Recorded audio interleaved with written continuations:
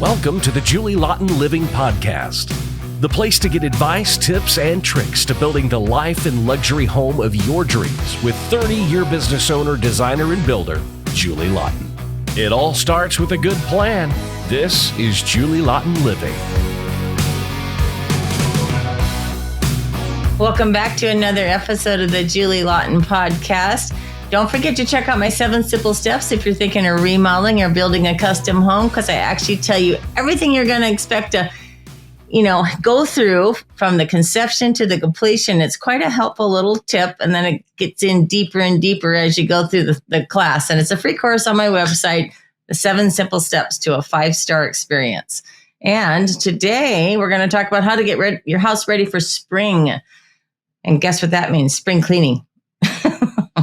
So, after you get through January and February and you purge, you start the new year, and then you do your spring cleaning, open the doors, clean everything out. And then you got to do your yard because April is National Gardening Month. So you get out there, turn the soil, start planting plants, depending on where you're at, of course. But California, it's, constant, but it's still spring. The springtime is the time to plant. So the best thing is to get out there and take out all the old stuff that's overgrown and get ready to plant the new stuff you want and get it going, and according to the exact seasonal area you're in, of course. So when I get calls this time of year, it's like, oh my God, summer's coming. I need to fix my patio. I need to fix my patio furniture. I need to get my pool ready. There's usually like maintenance, all the stuff, including the pest control, cleaning the spiders, because you got to get ready for summer entertainment and get everything up to speed and refreshed or replaced. So it's all about just getting ready for summer. Yes, your pools, no matter where you live, especially if you're in, California, you can use your pool year round, but no matter what, you got to check the maintenance on them once a year, just like anything else, and make sure nothing's worn out or failing. The lights are working, the pump's working, everything's cleaned out. So you want to have that done so you don't have to think about it when you're in high entertainment mode, which is usually the summer months when all the kids are out of school and you have people over. So it's just important to check everything in the first quarter. Well, I'll get a lot of calls where it's like a panic mode. Oh my God, I need this and that done. My landscape lights don't work. Then they try to work with the gardener, and then the gardener's the one that ruins the landscape lights and the irrigation. So you got to have a maintenance checklist, and you got to be ready. And the maintenance checklist happens every year, every month, every 3 months, every 6 months. And you got to just pre-plan. And if you can't do your maintenance, you got to hire someone, because some people in larger homes have a property manager, which is really handy, or you have a personal assistant that helps you, or you just have someone like me, you're a contractor who built or remodeled your house, stays with your home, reminds you what to do, checks the house out.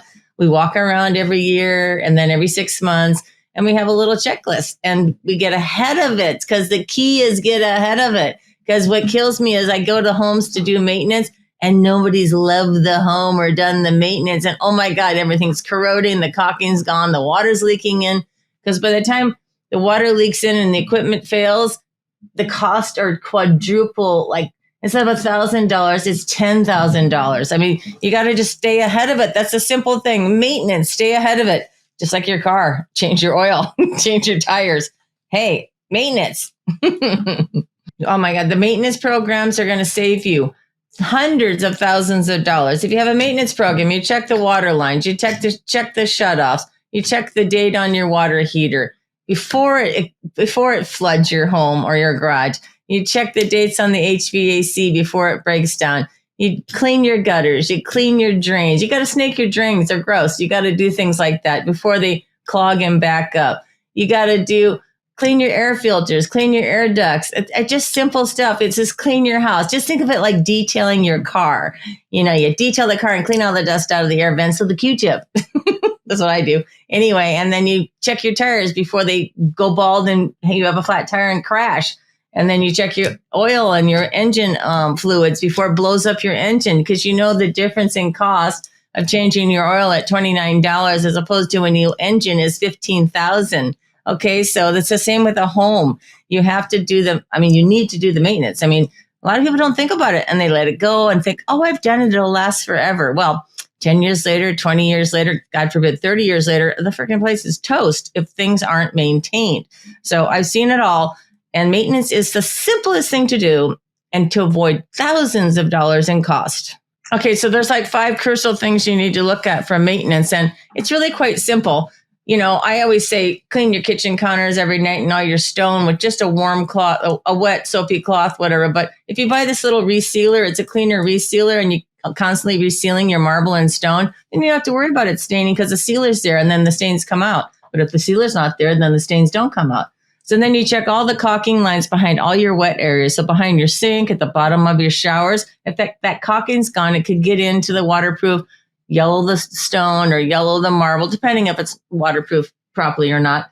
But you need to check your caulking. So that's probably the simplest thing. And then that's inside. Then outside, you got to check the caulking too, because once the water gets in behind the boards or behind the stucco, it's an issue. So, and then you check your gutters. Are they full? Are they clogged? Then you check your roof. Is anything flown off during the wind? So it's just basic checking things where water could get in, because water's not your friend with houses. So that's really what it's about. So the number 2 is, cleaning and getting ahead of the cleaning. So like dust buildup on your floors, like it gets to be grimy. You actually have to clean the dust, because the road dust outside, it's just, with your windows, even if you kept your windows and hermetically sealed, you still got to clean the dust where you don't think about it. And everywhere, like on the baseboards, in the window seals, like you open the window and clean all the dust out of all the areas where it builds up and prevents things from sealing correctly. Clean all the openings everywhere, around every door, every window. And that's the opening of the frame. So it's all the grime buildup is huge. Okay, so after you check your caulking, because you'll see, oh my God, I need caulking. So what you need to do first before you do the caulking, of course, is do the paint, because the paint's probably failed with the caulking. So once you give your house a new paint job, and we're talking 5 to 7 years, unless you have really crappy paint product, but a good paint should last 10 years.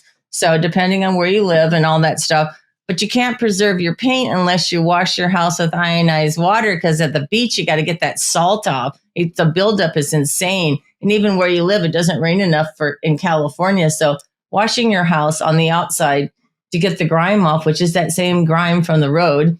And if you have airplanes flying over it, like we do here at John Wayne Airport, you got to clean all that stuff off. It builds up like crazy. Then you repaint and recaulk. So that keeps your house wrapped and bulletproof. So the big thing about getting ready for spring is get through the winter, see what the damages were, get it freshened up. It's called, it's like a freshen up. Spring is here. Flowers are blooming. Everything needs to be fresh and clean. Follow the maintenance checklist. Get a maintenance checklist. If you don't have one, look it up on my website. It's right there. Just click on yearly maintenance, and there's a sheet you can download and take it with you and post it on your refrigerator.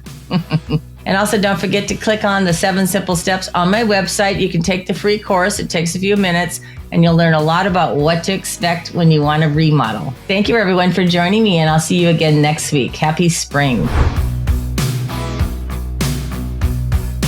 Thank you for joining us for this episode of Julie Laughton Living. For more information or to connect with Julie one-on-one, visit julielaughtonliving.com. And don't forget, it all starts with a good plan.